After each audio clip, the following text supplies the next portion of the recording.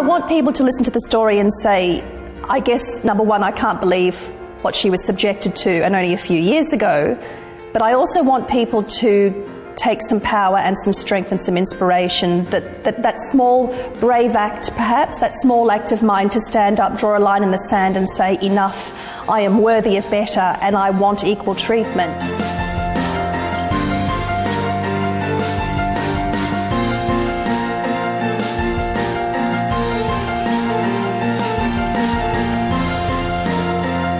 Rabia, lovely to talk to you. You have been as a leader in some very interesting hotspots, but I want to talk to you first and foremost about probably your current hotspot, which is as a mother of triplets. Yes. And anyone who's a parent will understand probably of all your challenges, that is yes. probably the most difficult, would you say? Oh yes, undoubtedly, James. I think that makes everything else that I've done in life, even the military, look like a piece of cake. Right. And what do you take into your parenting role that you have sort of learnt on your sort of leadership path? Well, I think the first thing is that being a parent is by far the most challenging and most difficult, but also the most rewarding thing I've ever done in my life. I think I take, to be perfectly honest with you, a lot of my military training, especially with 5-year-old triplet boys. That first year or two, absolutely everything was approached with military precision and with military order. And I think the routine is something that was our survival. So I think order and routine, but also I'm very conscious, particularly because I'm a mother of 3 boys. I want to raise my boys with an understanding that mummy and daddy, men and women, are capable of the same, that they can do the same. And very much I want them to be tolerant, forgiving, kind people that really have a true sense of equality, and I live equality. So I guess I'm very conscious that I lead by example. Are you still having to fight that corner? Is that how you see your role now? You know, I came back to Australia after 13 years in the UK as a lifestyle decision. My husband and I decided we wanted our boys to have the wonderful, healthy, balanced upbringing that I had enjoyed in Australia. And I thought that I'd be very much putting my career and I guess everything that I had stood for and fought for in the UK to one side, because my memory of Australia is of it being a very egalitarian, fair, multicultural society. Yeah.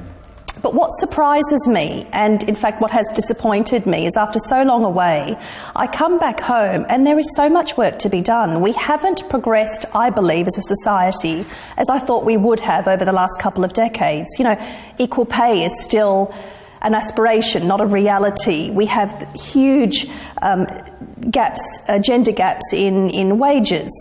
You know, parenting leave, childcare, flexible working. We still have so much more to go in terms of some of our neighbours, you know, in the Northern Hemisphere.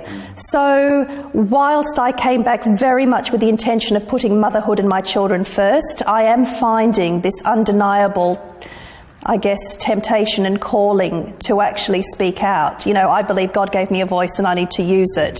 How difficult is that battle that you're trying to fight? And, you know, how long do you think it'll take before some changes start to fall into place? Yeah, I guess I'm trying not to see it as a battle.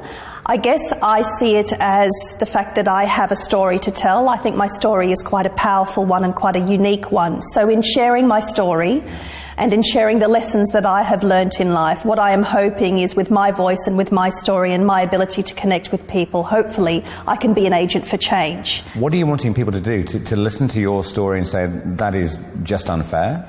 No, I want people to listen to the story and say, I guess, number one, I can't believe what she was subjected to and only a few years ago, but I also want people to take some power and some strength and some inspiration, that small brave act, perhaps, that small act of mine to stand up, draw a line in the sand and say, enough, I am worthy of better and I want equal treatment, is just as good for everybody else. Everyone deserves equal treatment. So I guess what I'm hoping is perhaps I can be one of a number of voices. Maybe I can be a strong female role model that we so desperately need in this country. And maybe I can inspire a bit. When you look at, say, the top 200 companies here in Australia, and it's not uncommon across the world, the same sort of situation arises. There are very few leaders of the board that are female. Yes.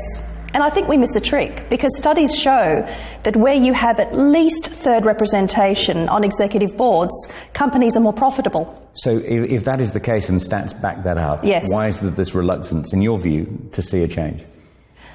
Look, as you've said, economically it makes sense to have greater representation of women on executive boards, both in the public and the private sector. So it's not an economic argument. I think there are deep-seated cultural issues.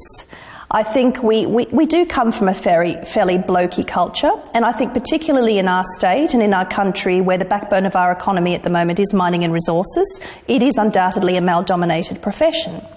I think you've also got the situation where perhaps we have few female role models that are speaking up. Yeah.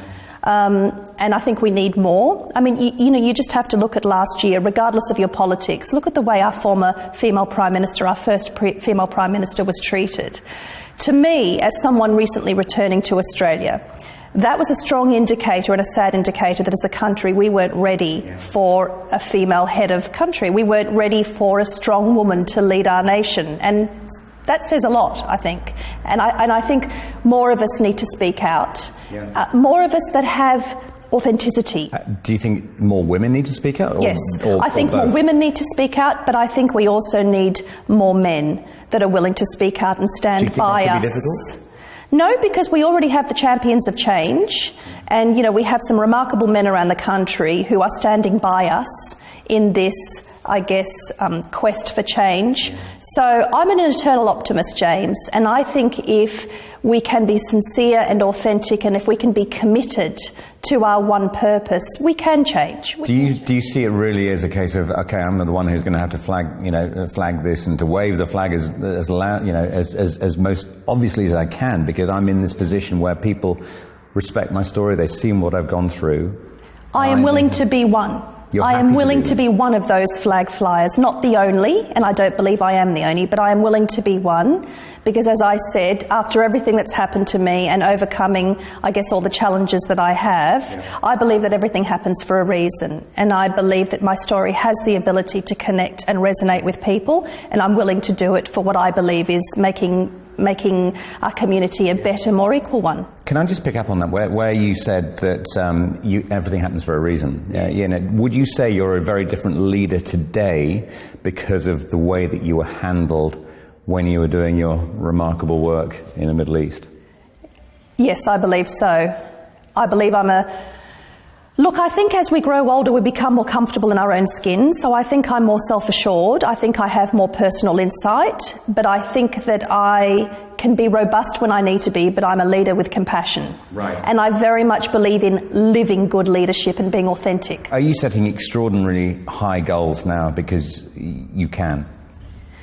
Look, I'm a mother first and foremost. I'm a wife. My priority is to my children because they are my future, they are my legacy, and they're going to be the leaders of tomorrow. But I'm also a passionate, committed human being that absolutely believes in equality and great leadership. So my work continues in that arena of equality and leadership. I would like to be one of a number of voices that can perhaps influence change and teach people about living great leadership and living equality, and perhaps if I can also help people along the way with things like resilience, which is something that we need so badly to understand and to be able to learn. Yeah. And I think you can learn resilience, but I think resilience also has to be experienced. Sure.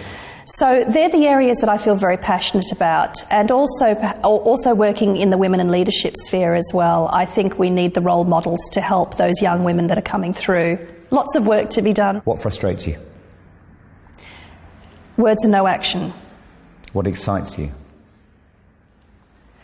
Children, my children, seeing the future, seeing the gifts that we give to our children in terms of travel and education, because education is the key, isn't it? Yeah, absolutely. Education is enlightenment. And just finally, with regards to children and the future, we're in a place right now where you obviously, in writing the book Equal Justice, suggest that there isn't an equal playing field and it's very much a case of work in progress. Yes. Are you hopeful that as your boys grow up, they will be living in a world which is very different to the one that we are today? I'm forever hopeful. I'm a glass half full person, and I'm forever hopeful. If you don't have hope, then you might as well pack up and forget it. I am hopeful, and I am hopeful that there will be more voices along with mine and with those that are speaking at the moment that will be the champions of change. And are you finding it easy to bring those people into your stable? Slowly but surely.